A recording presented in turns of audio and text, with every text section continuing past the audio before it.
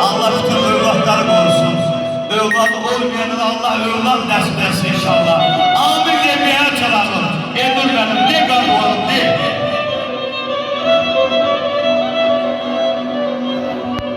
Oğlumu qızımı böyütmək üçün mən öz kipriyimlə köz götürmüşəm. Bunları ərsiyə yetirmək üçün nə qədər nadandan söz götürmüşəm.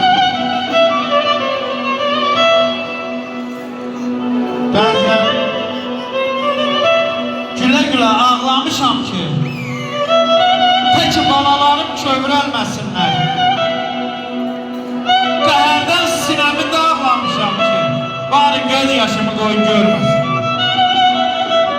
Sizi bu dünyaya ey oğullarım, ey kızlarım, ben getirmişim balalayım.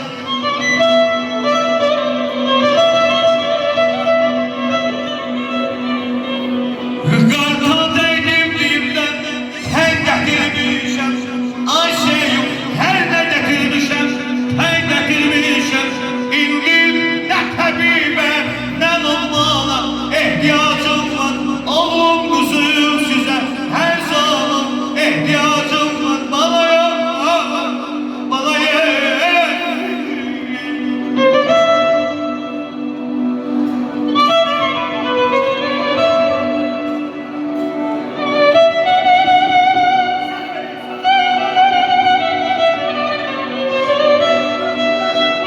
Çox şeyə göz yumub, yanından öpdüm. Hayına yetdiyim haya yetmədi. Oğlumu qızımı halal böyüttüm. Çəkdiyim acılar hədər getmədi. Bu dünyada hay banalarım, hay banalarım, hay banalarım.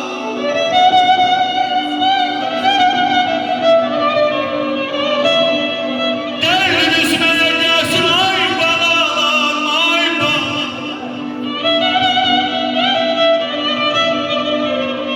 Derdiniz bana gelsin, ay banalarım. Sizsiz ne şana ne şöhrete ihtiyacım var. Oğlum kızım size her zaman ihtiyacım var. Felek, felek, bana. Bugün qollarımın, qanatlarımın hərəsi bir evin dayağı olmuş. Körpən nəvələrim, balalarımın ömürgün yollarının mayağı olmuş. Yaqub oğlu, artıq yetib zamanı. Həyatdan kəmini sağ olandan al. Ya Rəbbim, Ya Rəbbim, sən mənə verdiyin canı evlatlar üzümə al olandan al. Allah hamıya yaxşı evlat nəsib edəsin. Ben de koca olacağım fani dünyada.